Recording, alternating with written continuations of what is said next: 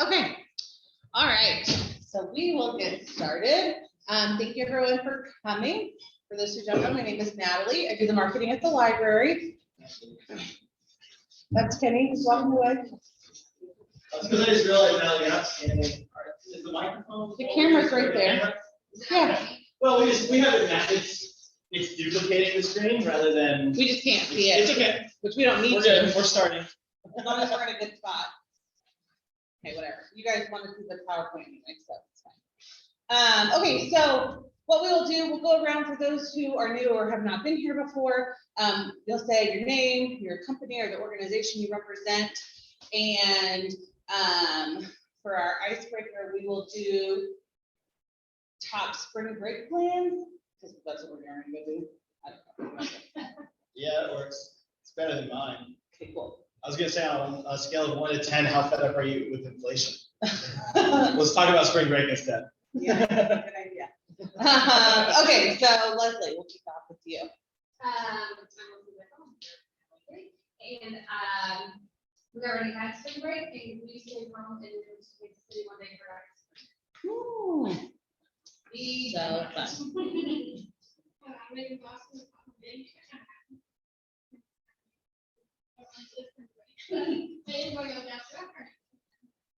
Fun. Are you going somewhere fun? Love it. Ashley Kenney at the chamber. My daughter had spring break last. We did nothing really, but just fun things around, so they didn't really go anywhere this time. Cool. I'm Aaron. I'm a foster's class designer and some bands I'm looking to learn about doing marketing. Spring break, no real plans. Got some shows. But yeah, no trips. Awesome. I did some management Oscars and yeah, no specific plans, but we got to see our niece and nephew, so. Awesome. Very good. I'm Holly Bryant, I'm with JC Parks, and I have been Very good. And then. Okay, let's see. Dana, do you want to introduce yourself?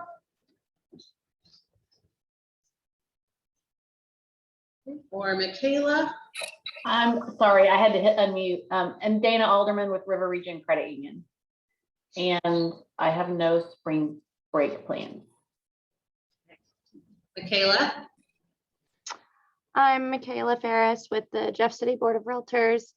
I did not have any spring break. I guess we did Easter this last weekend, and good food was probably the best part of our Easter. So Awesome. And then Cindy Joe, I'm not sure how that pronounced your first name. I'm really sorry. Cindy Joe, yeah, that's right. I'm with the Central Workforce Development Board, also the Capital City Job Center. I do their communications and reentry program. Had a good Easter. My plans for spring break have changed a little bit. I'm getting surgery, so I'll just be laying around. Great. I thought it was pretty lame that people didn't have plans, but you take the cake. That's the lamest. Well, I'll take some cake. We'll have to get you some after recovery. Best of luck. Do you want to talk about, you're going to answer our icebreaker? Sure, yeah. So I feel like we should have maybe prefaced it with like, do you have kids and how old are they? Because that would have been, obviously if they're too old, you don't get spring break. If they're too young, you don't get spring break. If they're just right, I don't know that I classify her as just right, but we get spring break. So she's out all week. I'm pointing at our daughter, Catherine, who's in the room eating a pickle, and hopefully being very good today. But anyways, we're going to be taking some days, the next 2 days, to go down to Fayetteville, Arkansas, and introduce Natalie and Catherine to the Ozarks cycling utopia. And so I'll get to listen to them talk about how comfortable they are on their bikes and how much they're loving the experience. It'll be a I blast. sent my out of office message and I'm like, I am out enjoying cycling with my family. I was like, oh. So yeah, so it'll be a good time. Okay, so what we're gonna talk about today, so we started this year where every other month we kind of do case study type stuff. So this is the case study month. So we're just gonna talk about best social media examples and hopefully they will inspire all of you to come up with some of your own great content. In this presentation, you know, just like the case study presentations that we've done in the past, is going to be predominantly images and samples of social media posts that we've enjoyed and other people have enjoyed, and talking about what they mean for your strategy and what they could mean for your business. So it's very informal. If you have any questions, comments, or other examples that pop up throughout, feel free to pipe in.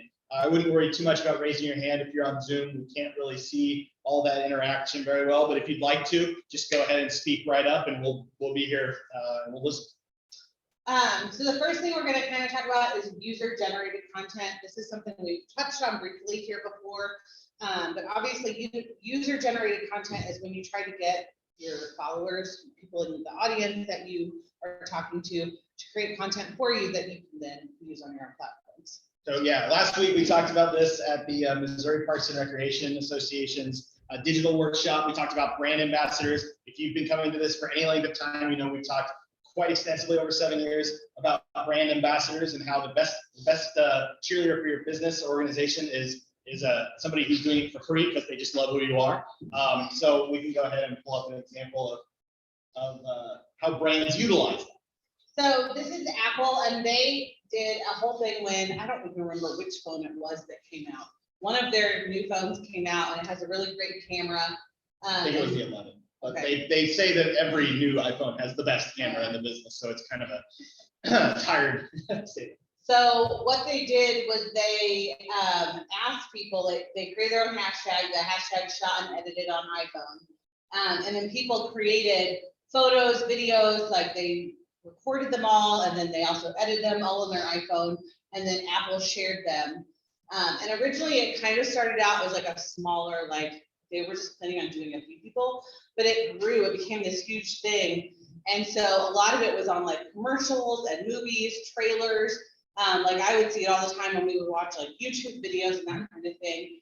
And it was kind of cool because it was very high, like it was not like the videos that I shoot and edit on my iPhone. Like they were really good videos. Well, it wasn't, because what happened was when people started doing this, you know, obviously early adopters are some of the most passionate individuals, especially in the tech space. And when people started doing this, you know, Apple took notice of it. It wasn't an initiative necessarily started by Apple. It was something that was started by the user base, and then Apple decided, hey, this is too good to pass up, let's use it. And they even ended up shooting multiple Super Bowl commercials with their phones, their latest generation of phone over the last couple of years. And I believe the way that they did that was they actually used some of the content producers that they had shared to create these videos. So not only were these Apple devices being advertised during the Super Bowl, but they were being advertised while using said devices and by content creators. So it's a great opportunity for the brand to showcase what they provide and use you know, user-generated content, but it also buoys the user that generated the content. So it's a win-win, really. I mean, everybody's kind of hyped for it. You know, a great example, by the way, that isn't, you know, too visually artsy would be music. You know, if you've got a band that's playing in your vicinity of your organization or your business, and you share that music, not only does it show that your organization is you know, hip and cool and you've got this music, but it also benefits the band. And likewise, then when the band shares it, they're benefiting your organization. So a rising tide, you know, lifts all ships. The other example that I think is funny is Zoom did this in the middle of 2020 when everybody was using Zoom. And they wanted people to create their own virtual backgrounds, and then they could enter to win a contest. So they had a landing page where you could go and look at all the virtual backgrounds people created. And it just had this whole like thing where people were all talking about it and creating it. And it gave Zoom a ton of free content for their own platform, but then it gave people something to do when we were all at home. Now, there are times where user-generated content can backfire on you, and this is pre-planned. I'm going off script, but I think you'll agree with me. So who's seen the news about Netflix recently? By recently, I mean in the last 24 hours, their stock has dropped 30%.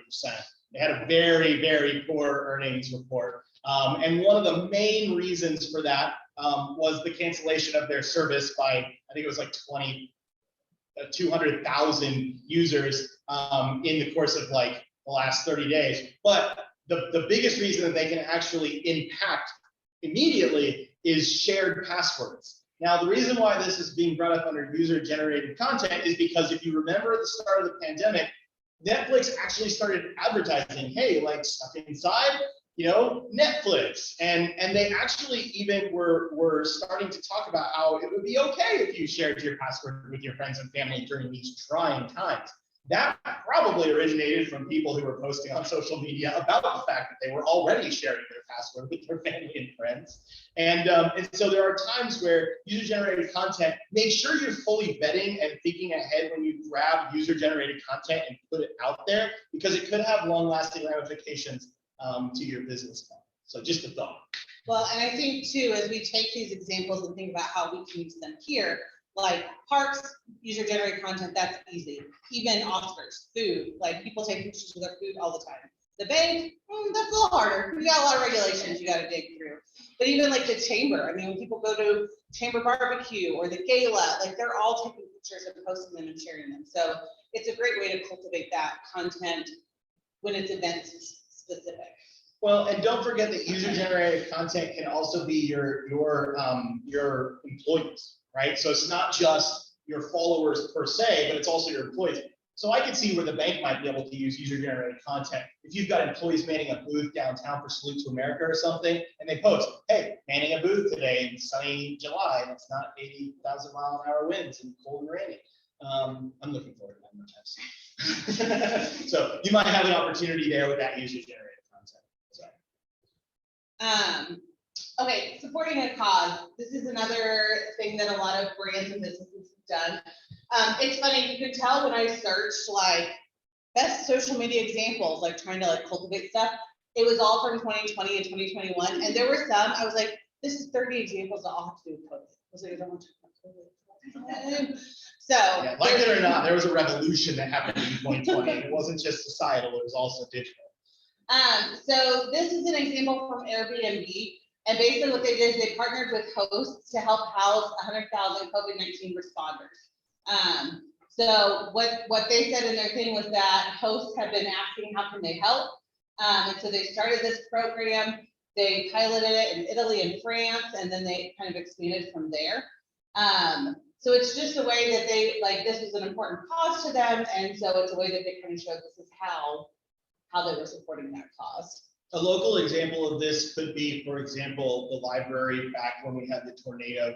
The library became a repository of important documents and findings that people had found strewn across the city. It actually started, I believe, correct me if I'm wrong, with people calling the library and saying, hey, I found these documents.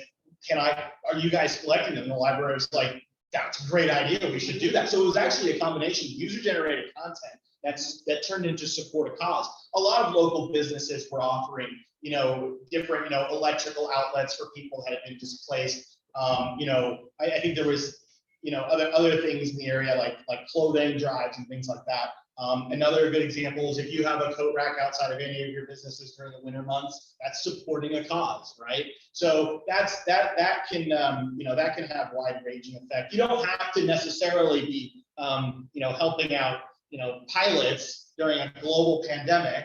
Or I believe the next example is another one that's kind of maybe a little above where we are on a local level, but I think you'll see that. Yeah, so this is something that the World Wildlife Federation. We're gonna go with that. Yeah. There's animals. Yeah. Sorry, that's not my. So what they did is they had the 17 emerging animals that were endangered, and then what they were asking was that people donate 10 cents for every one that you tweet during a specified amount of time. So it was a way that they made a fundraiser. And so obviously with this, like, you have to have the capability behind to have people sign up and to track it and to have them donate it and that kind of stuff. But just thinking of like fun ways where people can share what you're about. And it could be something that raises money for you. It could just be an awareness thing, just letting people know about it. I also like this example because it finally puts to bed, rather not dispels, but it finally puts to bed the debate about whether or not we can use emoji in social posts. We can. And we've been able to for a while, but even some of the more conservative organizations, traditional organizations, if there is even such a thing on digital media these days, you know, you can use emoji and they catch up, they're eye catching, right? I mean, when you're scrolling through any platform, you're going to catch, you know, all these colors and on all the little, if nothing else, if you don't like emojis, you're just going to be like, oh, that's obnoxious, 2 rows of them. So it'll catch your eye anyways. Well, and I think too, from an awareness perspective, it was interesting because I was like, oh, are whales in danger? Or, you know, like crocodiles? Like, I was like, I didn't know those were in danger. Like, Well, and I was like, I think it's like dodo birds. Do they Like, just- of endangered animals. do they just like the hear no evil, see no evil, speak no evil? And All the monkeys. or are there really like 5 different kinds of monkeys that are endangered? And that's what they're doing. That, of course, that's not 17 animals at that point, if you count them. So, anyways, you know, there are other ways to you know, latch onto a cause in order to promote your organization. Obviously, you have to be genuine, right? So that's important. Well, and I think too, going back to like the bank example, like our banks in town are all very charitable minded. They are almost always sponsoring at some level every single event that happens. So like in that regard, I feel like it'd be super easy to show the causes you guys support. So. And chances are, if you're supporting them, they've already been vetted, right? So you don't need to worry about, am I gonna get in trouble because I say we're supporting this thing? No, if you're giving money to them, if your tent is, you know, a festooned above the charitable cause, you've already, you know, rubber stamped and you're good to go. Okay, entertain challenges, these are my favorites. So I love this, the Getty Museum did this, again, this was back in 2020 when everything was shut down. But what they did is they had people choose your favorite artwork, find 3 things lying around the house, recreate it, and then share it with them, and they gave some examples.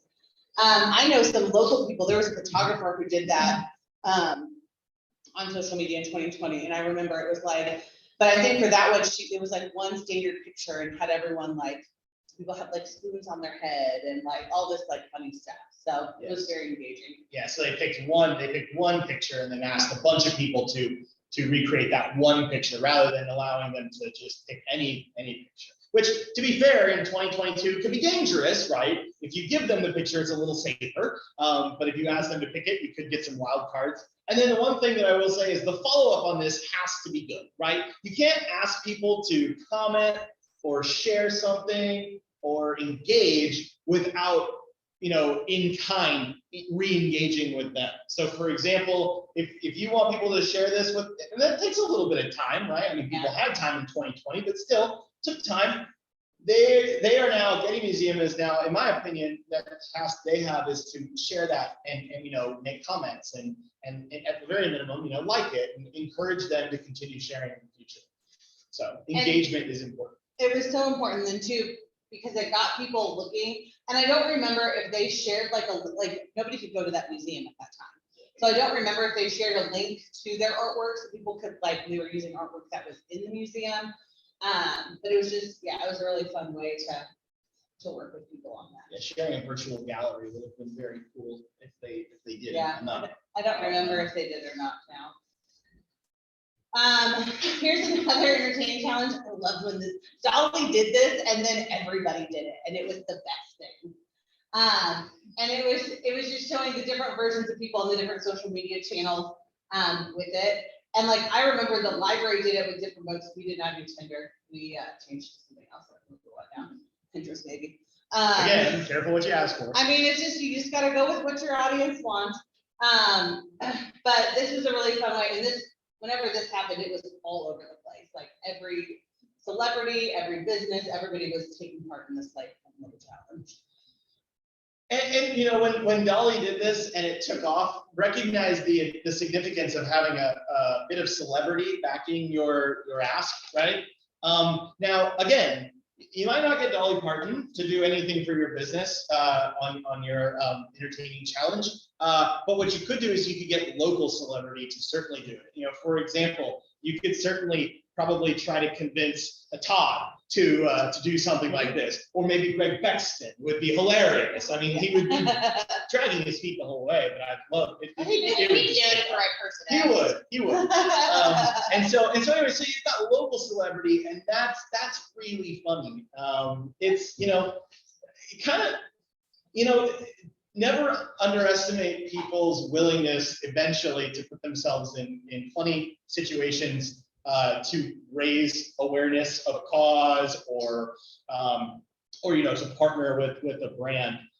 When I see this and I think of some local celebrities, I also kind of think of like Men of the Club here in Jefferson City, which is just, you know, kind of a fun, you know, aloof event. And so, you know, look at the challenge, look at the entertaining challenge. Entertainment is critical to getting you know, your message spread around. Well, and being able to take it and make it your own. So like when the library did it, like LinkedIn was a business book, Instagram was a book about photography, Pinterest was a book about crafting. I don't remember what Facebook was. And so we just took different books that kind of fit the genre of those channels. So just thinking about ways that you can do it.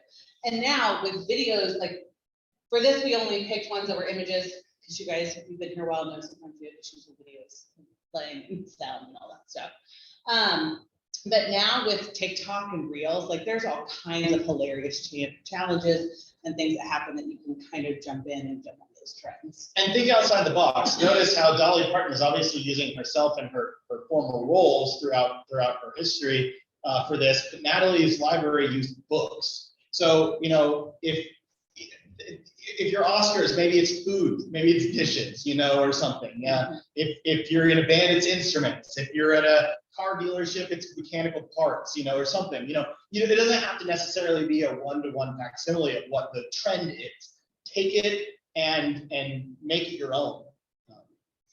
Well, and whenever you jump on something that's really good, and I don't know if this is navigated off TikTok or if it's just on TikTok right now, but there's a girl that's like showing her outfit and she runs into her bed and she's like, ah, and she falls over because she like runs into it and it hurts. And people are taking that and adding it into songs.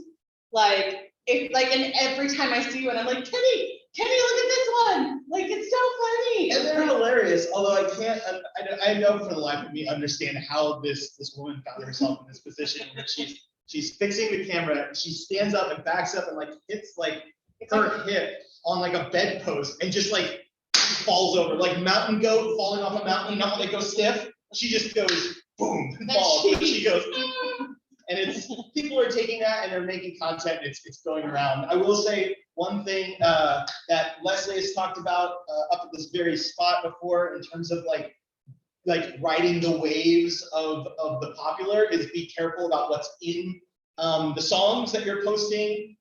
You know, so just because it's popular doesn't mean it's for your brand. Just be cognizant of that. Listen to the words. Look at all of the content. My favorite thing to that is to whatever, if there's a trending sound I want to use, I just look at it and it's instrumental, because then it still has the same beat and song, but it doesn't have all the cuss words in it. So that's what I do for the library.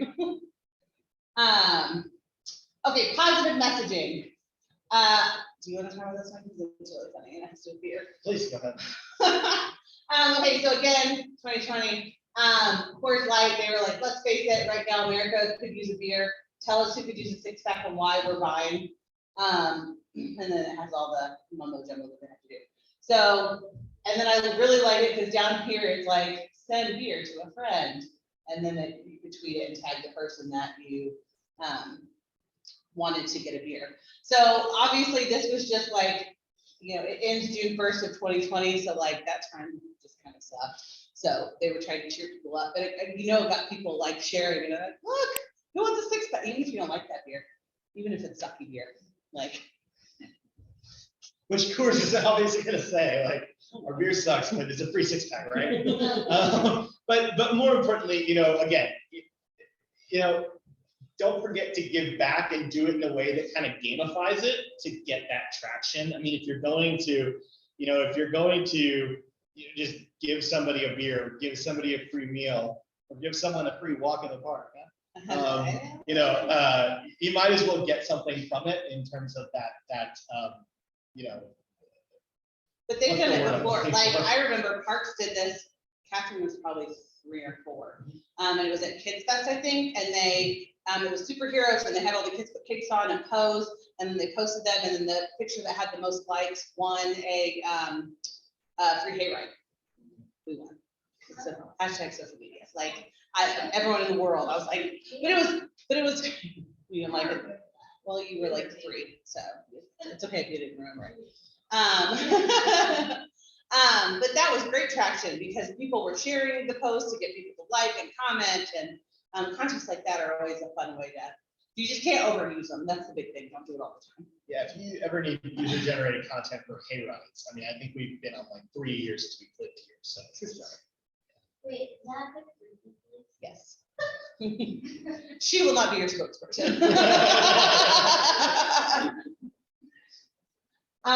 Okay, here's another one that is also kind of the user-generated content, but just like the happy. GoPro did this. They had a photo of the day.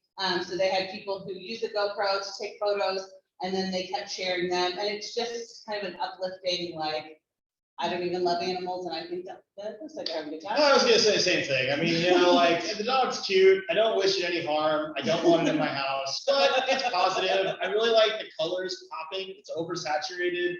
It really catches your eye. One of the other things in this picture that's really important, and again, you can tell that they were thinking clearly. Notice he's not the driver.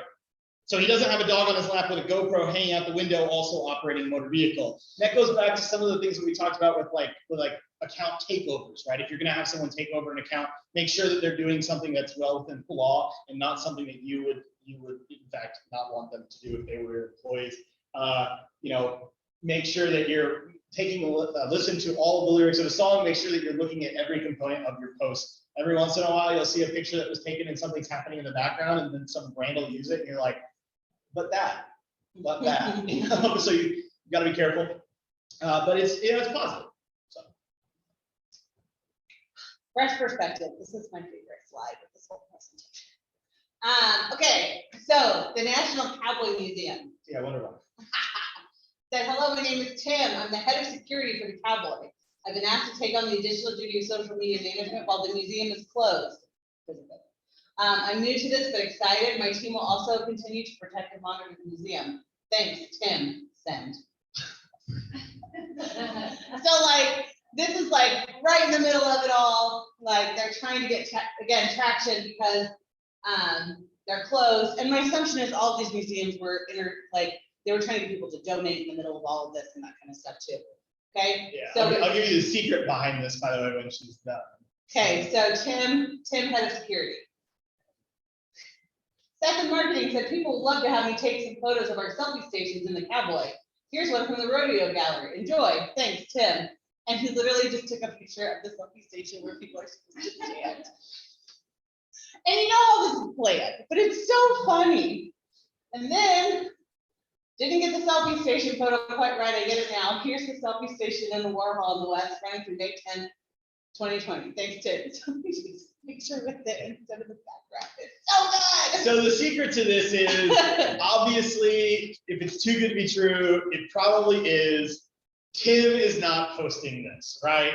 The social media team was like, hey, Tim, you're going to be in some pictures. Go take this picture. Go take this picture. And then they because posted they're all it. working from home and he's security, Yeah. so he's there. So this is a good way to kind of, and I would argue that if this was posted, in fact, by Tim, this would kind of verge on user-generated content, right? Because you got Tim, who clearly is not in marketing, who's been given the handle to kind of generate content, and there he is. But the little touches on this are my favorite, like Seth, again. That probably was, go back one. What's the Seth? That probably was Seth in marketing that wrote all of this. ones, and notice how there's some third person action. If that is the case, that's talking about self. We're behind, we're breaching the fourth wall, really, as it were. So that's cool. So it's this whole little sequence is obviously humorous because you've got, go back one more. Tim, the cowboy, who is, handling social media now for the first time, and you've got humor throughout. But still protecting and monitoring the museum. Yeah, it's just great. It's gold, and this would be something that'd be very easy to replicate with enough time and just not as on the nose. That's my favorite. So funny. Okay, personalized data. So this one you may be able to do, you may not be able to do. So this is, Spotify does this every year, where it tells you your top genres of what you listen to throughout the year, how many you listen, how many new ones from the previous year. So obviously a lot of this is high level, probably outside of most of our budgets here locally, if I had to take a guess. Yes or no? Yes or no? Scale it. That's the other thing about all of these things. Don't just think about what you could do to make it your own, but think about what you can do to make it possible. Do you have, for example, you have the ability to send me a personalized email telling me all the meals that I've eaten at Oscars throughout the last year? No. And so what you could do is you could take the scale, and instead of going so small, make it large. Our most popular menu item this year was this. And that's what I've been close to doing that. Yeah. I think we're at like a million sold. Oh, A million yeah. almost sold. This is, dude, make a pie chart with the pie slices that No. you sell and have 3/4 of the pie was apple pie. Make and this the was- number 1,000,000 out of omelets. Oh yeah, there you go. It's so good. Eggs. No, I want to do the omelets. Well, Like along your bar, like. share it. All Like, right, you know what I mean? Hold on. We'll let her Like, figure this out. We'll have to invoice her if we just keep going. No, but play with it. Be playful. Yeah. Right? So you can take those up. You don't know exactly what I ate. I don't know. You probably figure out what Austin Peterson ate each year, right? But what you could do is you could take a look at it from your entire business. Well, and so that's what the library did last year, is we found, because we obviously data, it's easy for us to. Now, I'd argue you probably could tell people exactly what they checked out Nope. for how long. We do not. How could you not? We don't keep that. I can't look up. If Leslie asked me, have I read this book? I can't look up and see it. It's funny, the library knows how many books are in the back of your car hidden away somewhere. They're late. But once they're turned back in, it's erased. So we don't keep that stuff. Anyway, As a marketer, I think that's not a good it's not my call. idea. Information. So we were able to see, okay, these were the top checkouts in 2020. So our top 10 checkouts, and so that was an easy post that we did in December of last year. So there are some times where you can kind of think about that and think about just different ways to kind of use that data or accurate I data. mean, I feel like anything that is tracking your business, as long as it's not like actual. Right. As long as you're not, this person can talk in this money. Our biggest account. I feel like anything like that, I'm like, that's so interesting. Right. Million omelets sold, that's so interesting. It is so interesting. Like, Because then it makes me want to be like, wow, I should go get an omelet. I don't know if I've ever had an omelet there. I don't know, I'm next to, which I might get on with it. But yeah, we've got some good stuff. Like, Or- subtle nudge. Yeah. How many, like, how many hot dogs are sold at Wonder Park for every Uh-huh. name, or like, I mean, anything. Yeah. How many people went on hay rides this year, like, anything that is tracked, Mhm. you can make a fun anything. Absolutely. And quite frankly, just here, let's just make sure the door's closed and nobody's listening, okay? Nobody can check you. True story. So you don't have to, I wouldn't blow it out of the water. We sold 56 million omelets this year. Everyone's gonna be like, Oscars is good, but really? But you can round up, over 1 million sold, 1,000,001. Almost 1 million, 600,000, we're rounding up really quickly. averages with Binder hot dogs. You really just go concession stands for like 3 games and total it up, average it, Right. boom, an average of each game throughout the year. So numbers and stupid statistics, people love it, and they love. What else do they love? Lists. Yeah. The internet still loves lists. Well, and always ask, with this, we ask, how many of these have you read? And then people commented below, oh, I read these 3, or I read 4 of them, or whatever. And so like getting people to engage with it. If you did a post about, this many people ride hay rides every year, I would immediately comment with, yeah, we took 3 within 2 weeks in 2021. Just because people like to talk about that stuff. And it's your fun, Natalie, so a lot of people are scared to Right? pull out. Yeah. Oh, yeah. That's what, with the omelets, what else would be cool is if you figure out how many eggs go in an omelet Yeah. and you multiply that by 1 million, and we've used X amount of eggs in 1 million omelets. People send comment pictures of their omelets and the picture wins. There you go. Then they'll get it. Okay, you're gonna have to do an omelet post. If you don't, we're all gonna Right. come back next month and be like, okay, Good. Hold me accountable. I love I'm gonna let you figure that out. it. We'll move on. On to humor. Okay, so I thought this was hilarious that Amazon did, and so they took somebody else's tweet and said, 1 minute you're young and carefree, and another you're reading non-slip sock reviews on Amazon. And Amazon says, if it makes you feel any better, non-slip socks are great for yoga and walking on carbon floors and ninjas. So it was just, the whole thing was funny.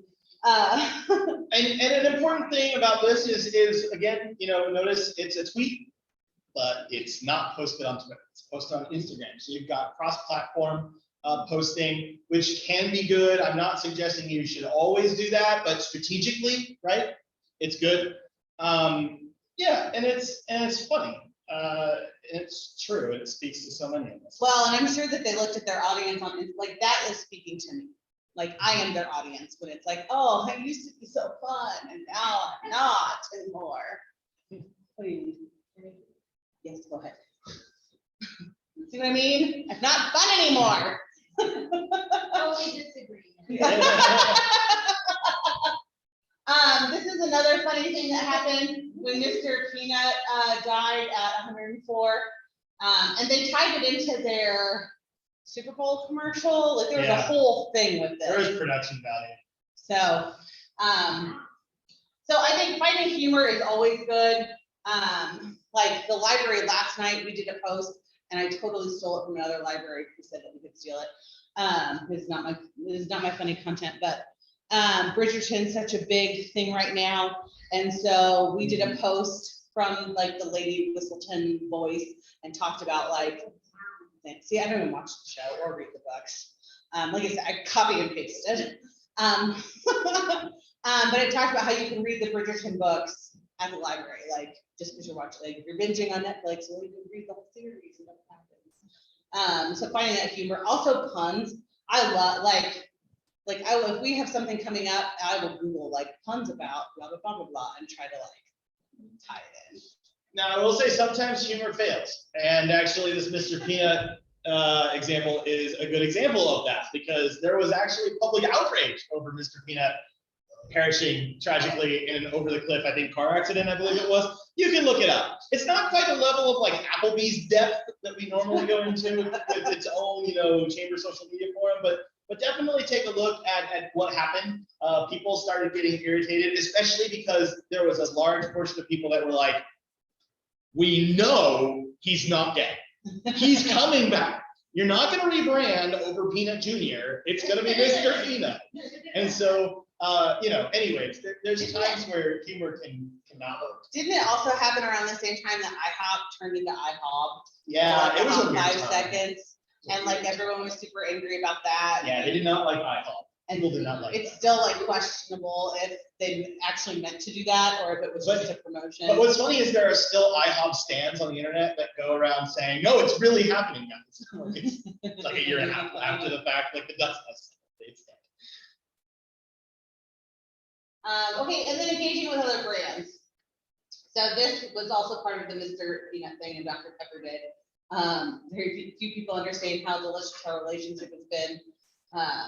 So I thought that was a humorous way that they took something that was happening and jumped on that bandwagon. Yeah, I'm not gonna lie, I like both of those products. I don't think I've ever thought of consuming them like that, although I'm a little. It's a thing in the South.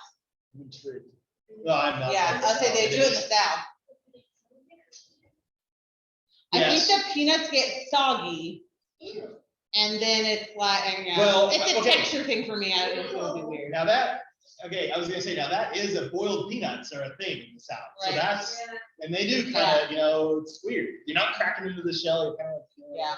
No, it's a thing in the South. I don't know. So no RC Cola then. And then obviously we can't talk about engaging with other brands without talking about Wendy's. In fact, when I was looking this up, I told Kenny, I said, the next one where we do this, we need to just do a All whole Wendy's. deep dive into Wendy's because they're hilarious. When the tweets are as broken as the ice cream machine. Yeah, that's pretty. This is pretty tame too. Sometimes they get vicious. When I was like trying to like find examples, I was like, oh man. So the Washington Post recently did an expose about the person behind libs of TikTok, libs of Twitter. I want them to do an expose behind who's behind Wendy's. I want to know who that is. They're probably a billionaire. They should be. They deserve every bit of it. I mean, when you've got a brand that goes from selling square, never frozen patties and dipping French fries in Frosties to, hey, Wendy's, it's my birthday. Will you roast me? I mean, that's genius. And it took a very short amount of time. And I can't believe that Wendy's actually allowed this person to do what they've done. Because some of them are just. There's like scholarly articles. I sent you one because I was like, okay, the next time we do case studies, we need to delve into Wendy's Oh, yeah. because I think that it'll be fun. Oh, it's spicy. So yeah, maybe the next 2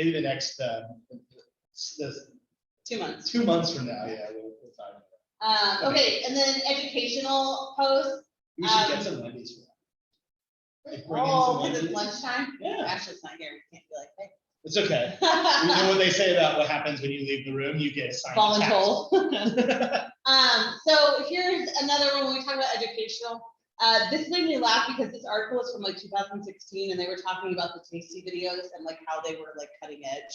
And now in 2022, they're not cutting edge anymore. But Tasty does all of these educational videos on how to make things for recipes. What has made them so successful is they make them with the intention of them living on Facebook. So they integrate all of Facebook's video options into it, which makes the algorithm happy and they like it more. But when you're thinking about educational stuff, thinking about your brain, again, going back to the bank, and it sounds simple, but like there are whole groups of people that don't know how to fill out a deposit slip. There are whole groups of people that don't know how to do, basic banking things that you could share with that. Seriously. Writing a check, like those kind of things would be great educational. And you guys have a whole host of stuff you could do, even from like basic like bike maintenance or how to lace up your ice skates or all of those things. There's so much that you could do that doesn't have to be super high production value. Do you recommend any video editing sites or software or besides iPhone? It kind of depends. So like I've started using Canva for my video editing the most, but I didn't know that you did. it's newish. But like, so last fall, when the chamber had all of their awards for like business of the year, I edited all of those videos on Canva. So we shot them on my phone and I did it in Canva. Do you have to have a premium for that? I don't think so. So OneShot is another one, or OpenShot. I don't remember if it's OneShot or OpenShot. That's free. I like Canva because you can also do it like if you want to make it into a reel size or a TikTok size or Instagram size or YouTube size, or like you can really sit there and mess with it all and make it the right sizes. So that's why I liked it. It's if it's not something that you're going to be doing professionally, you're just doing it for your social media channels, I think Canva works just fine. But I don't know about that video there, but I imagine you're doing some how-tos, it's probably like just slashes and scenes to get to the next main chunk of what's happening, and I wouldn't know how. Yeah, Canva would be a great way to do it. And you can see, like on the library, we do DIY homesteading every month, and it's virtual. And our staff, I don't even edit those videos. Our staff do it, and it's all through free software.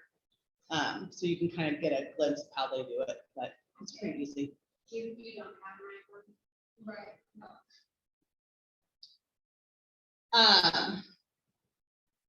The other one, so like, this was interesting. This is again older from 2013, but General Electric used to do 6-second science.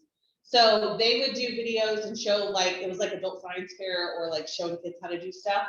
But then they also, again, going back to user generated content, they would get people to do their own like science experiments and kind of things, and then post it and credit them and that kind of stuff.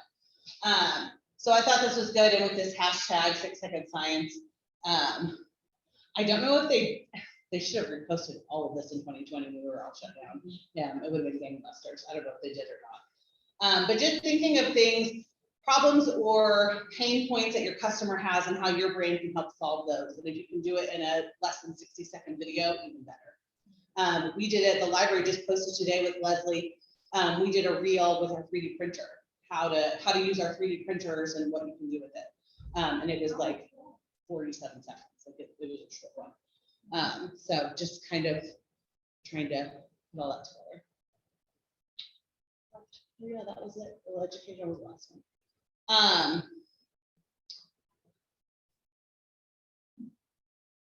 Keep in touch. It was just as abrupt as it always is. Whenever I switched to the end. Did you talk about Instagram Reels with editing software? Because you can create it like a little bit in Reels and then download it before you post it, and then just post it. I didn't talk about that. It's a cheap software. Yeah. The biggest thing with that is you can't download the music, so or sound. So you, but if you don't have music or sound. Again, you know what? Music, in my opinion, music can be overrated. TikTok has brought music to the foreground again, but really think about, remember, one of the things we've talked about before in this room is with the importance of, or not the importance, but how many people watch Facebook videos with the sound off. It's probably, I think, still even the most commonly used method of viewing content on Facebook, which is why it's so important that if you're having any speech, you do have subtitles. Not everything needs speech though, because you can also, depending on the angles you choose and the cuts, you can kind of give people, a clear, this is step 1, cut to 2, cut to 3, if you have a tutorial. The reel I posted today, I was like, oh, I didn't put the captions on it. I didn't know if it would do captions for the voiceover. That was my first voiceover reel. It does. If you do voiceover, it'll do. Okay. So, any questions on anything? With the video, you have to use TikTok to do the captions. You can do it in Reels on Instagram, or Facebook also has captions with it. So like, let's say I upload a video, just like a normal video, taking my phone. Yeah. I can put captions on it for Facebook. Yeah. Yeah, and sometimes you'll have to go and edit them because it will not, like, yeah. If you're congested, it will. Also, if you say, is it crap? If you say crap, it leaves it out. And puts like the exclamation points, like you're cursing. Which The ones that I took like crap on tonight, it's like, which is worse because it leaves the mind open to imagination. Well, and then Leslie's like, I said crap, and it's like, beep. I said beep. I said. some people think you're really saying something. It was so good. And real quick, just to clarify, it will allow sound. It won't allow music that's been added. Right. The Instagram Reels editor will not allow you to download licensed music. But if your video that you upload into it has any sound, it will come back on the download. So sound, it will, music. Yeah. One thing I'd recommend everybody do is definitely go on to the social media forums group on Facebook. If you think of any good examples, whether it's local or more broad, feel free to share them in there. It's a great resource for everybody who who is doing social media locally and just kind of ping ideas off of people and get inspiration. So definitely encourage you to do that. Natalie, do you remember what it is exactly? JCMO social media forum. There's no hyphen. I thought there was. It doesn't matter. You search JCMO Chamber social media forum. JCMO Chamber social media forum. So yeah. Awesome. All right. Well, if there's no questions, then everyone can vote. Yeah, you ready to go? Yeah. Okay, good. Where are you guys going on your trip? Thanks, guys. We're going to Fayetteville, Oh, Arkansas. Mhm. Arkansas. Yep.